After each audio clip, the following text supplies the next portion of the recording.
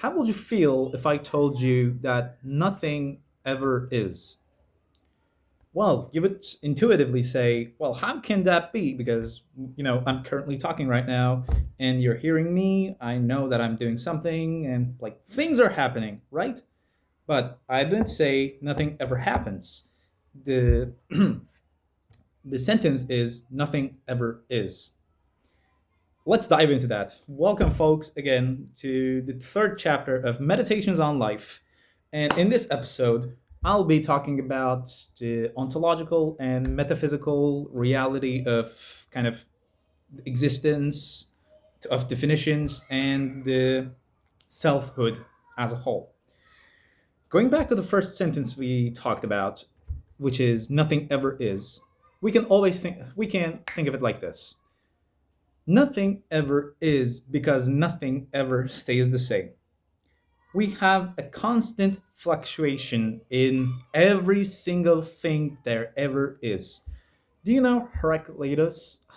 Yeah, I think Heraclitus. I think it's the English pronunciation. He says, "A man cannot wash in a river twice because he's not the same man, nor is river the same river." But with this, we have a constant, like in between these two, actually, which is the act of washing, the act in which the phenomena, the reality of us, like the man, and the reality of the river collide. And that tension is the act of washing.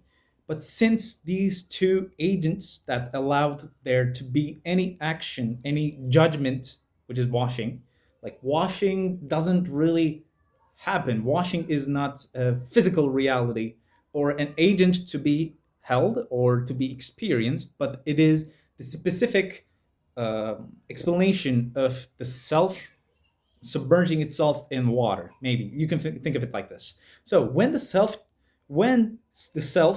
and the other, they both change because they can never ever truly stay the same through time. Because like we can think of it through through physics as well. Like atoms move, we reconfigure, our atoms are gradually replaced, energy fluctuates, and at the quantum level too, nothing is determined, and everything is just kind of in a becoming. So since there is this impermanence, not just for the human livelihood, but for everything, every moment, every phenomena there ever is to exist, I think it will be, you know, like useful to remember that the act of washing itself is subject to change. So everything is permanent and nothing ever is. But the implication this brings is immense because if nothing ever is, and the past is simply an idea that led up to this present moment to our current responsibility, and the future is something that we will partake in, like at to at some degree at least. And the present moment is always fleeting. What do we do? Because we cannot exit apologies, we cannot go to back to the past, we cannot move into the future, like we do not control the flow of time, we can only pull the future towards ourselves as we live through life. But the present moment itself can never fully capture it because you cannot just boom freeze and just hold everything, because this, like phenomena, livelihood, existence, thoughts themselves require motion, and as we know, motion equals impermanence. Therefore, if nothing ever is, at this grand ontological level, what do we do? It's a great question. And my own personal answer to this will be, things can be permanent in the sense that it is in this moment. Well, think of it like this. Uh, the present moment is ever fleeting, but in the sense that it is ever infinitely fleeting, it is permanent. And to think that, but like we know that the past is past is a memory, The past is somewhat known, the future is an idea, the present is fleeting. But there is always only the present. What you think of the past and what you think of the future and what the present actually is at the moment is only a phenomena to be experienced by you in this present moment, and you connect to this phenomena as yourself. It does not come to you. Like, think of it like this: you cannot move into the future, but you can pull future towards yourself.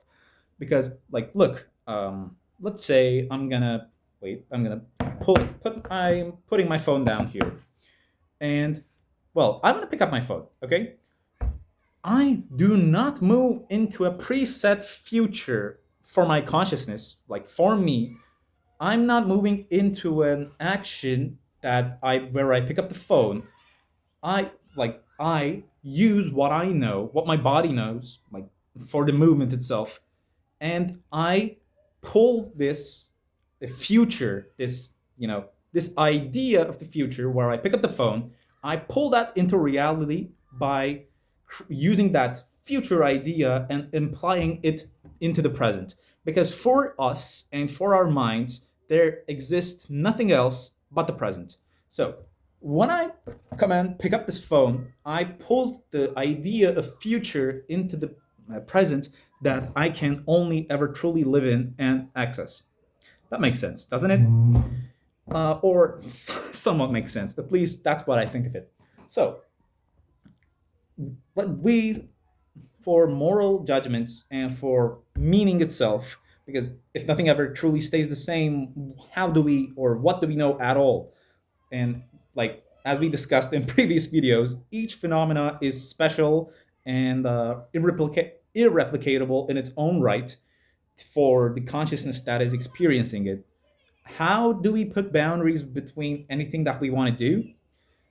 And I think well, it is important to remember in this impermanence and that the past and future are just tensions that create the present for the mind. It is important to remember that while the past is happened, it is not real, and the future is only an idea. Your comprehension and your grasp of those ideas in this present actually create a sort of permanence for you. So, like, your past is yours, and so is your future. Like, the present is, while it's moving, it's merely a tension between these two phenomena that you interact with. So they're both yours, and they're yours to claim. And since it's always the present moment, nothing.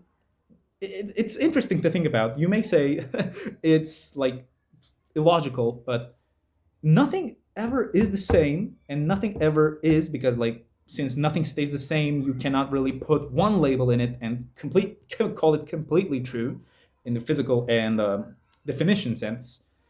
In this, everything is kind of non-changing at the same time. Well, it is always now. So it was always now for us. So nothing really changed. We didn't move into the future, as we discussed. The projection we had about the future kind of got pulled by us. So nothing ever changed, but nothing ever is at the same time, which I find to be one of life's greatest twists, at least according to me. It feels that way. Um, okay, I just wanted to discuss that. And for normal life, how do we apply and how do we think of this? Like, how does that work?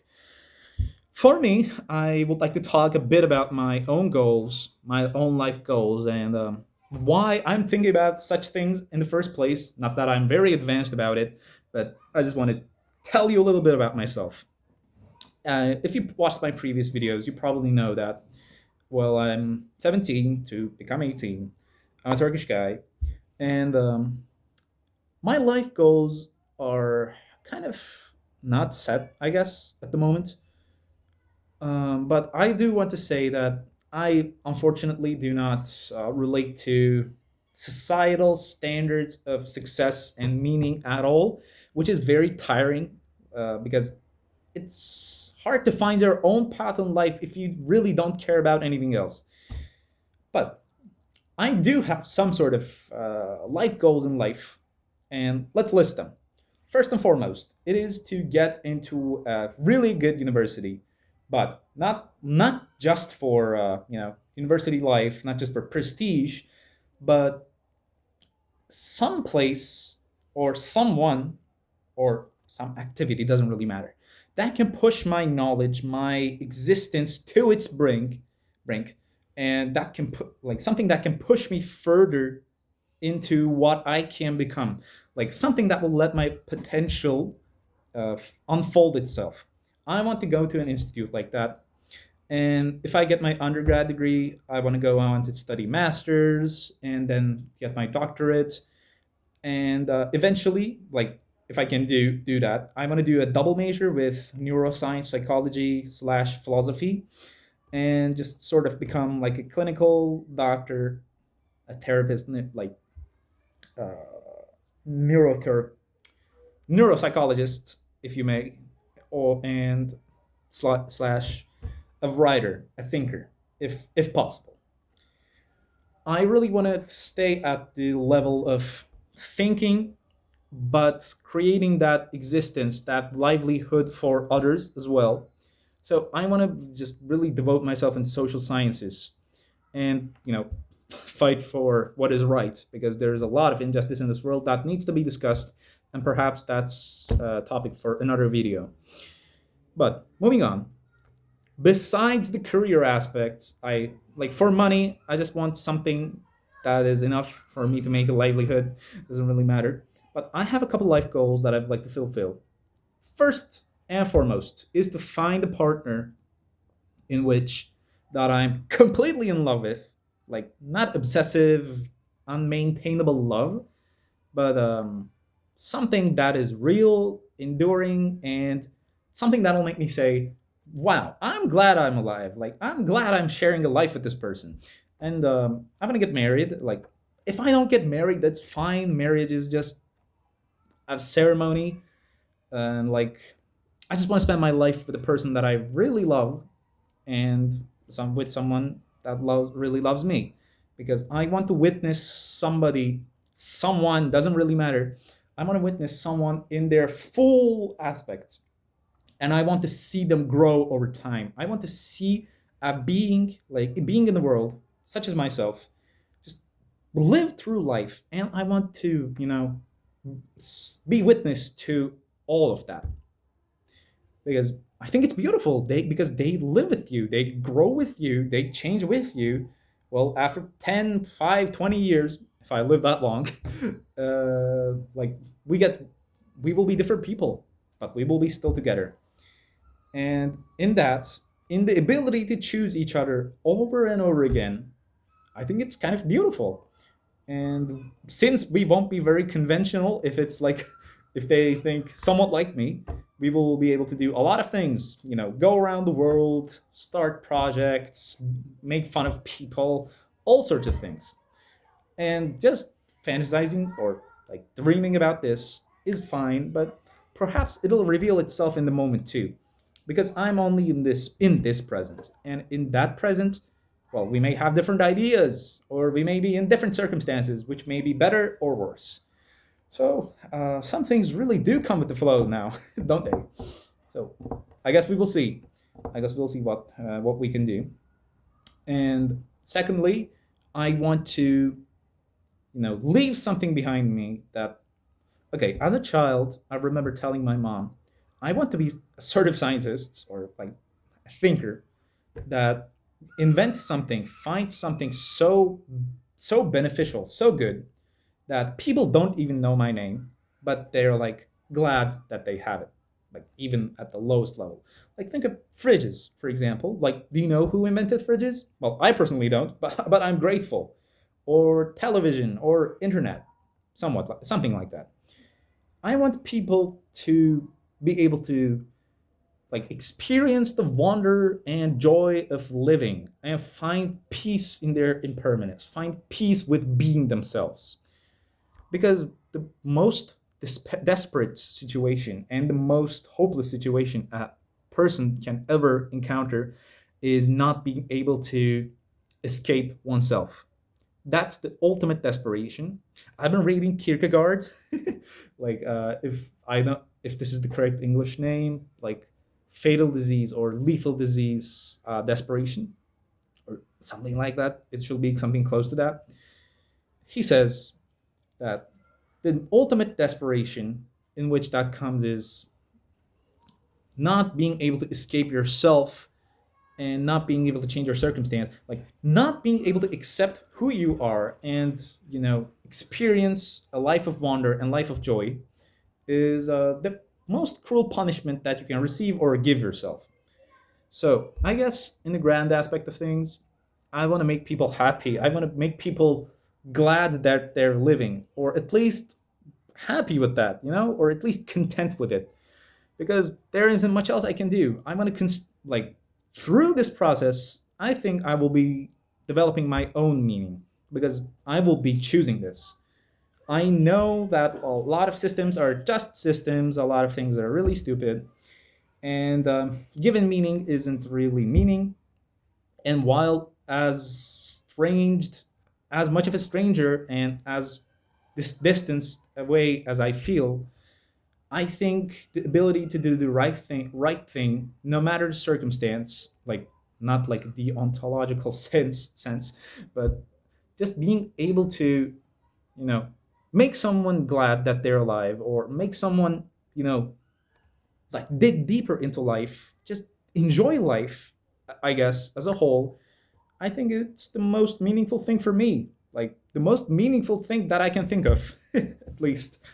And one more thing, I want to build a cabin in the woods, like from scratch. Just chop up the wood, connect the electricity, connect the water, build that shit, like all by myself. That's another goal as well.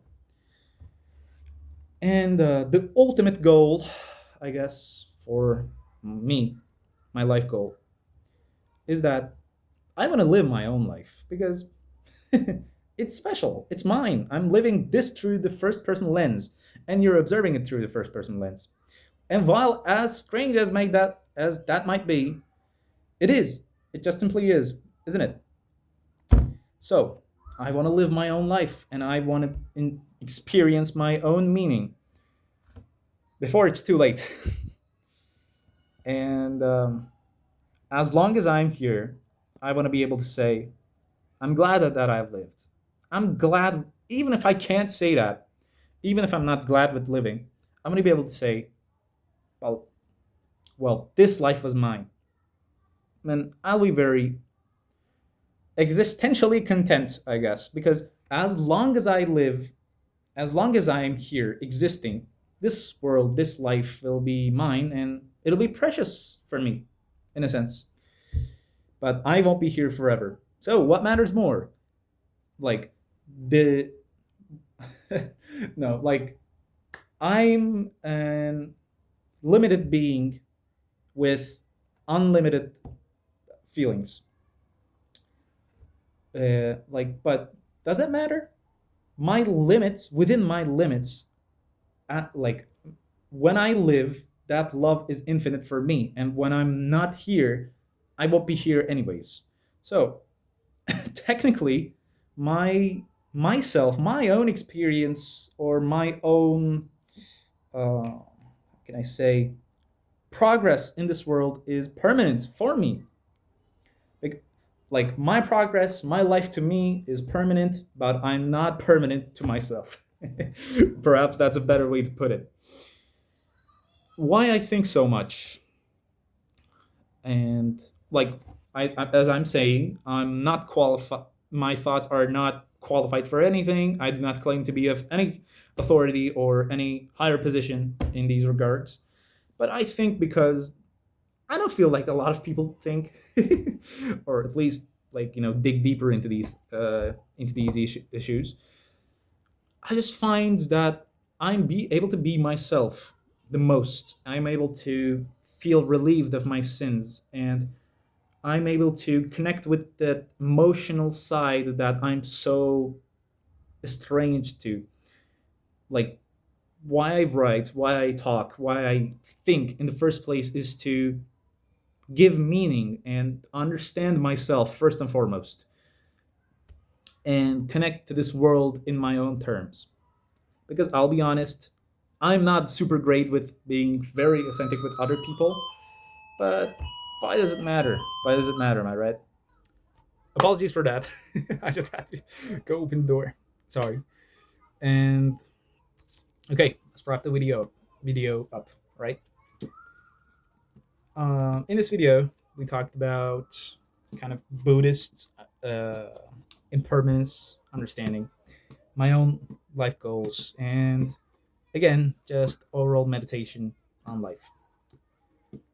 For closing regards, I'm gonna say that thank you for watching this video, and I hope that you yourself have a great, good life that you can find meaning in as long as you're here. I hope you have a meaning that is permanent to you, but while you're not permanent to yourself. Again, thank you for watching. If you have any opinions, any recommendations, any video ideas, anything you want to say, really, drop them in the comments, and I'll see you next time.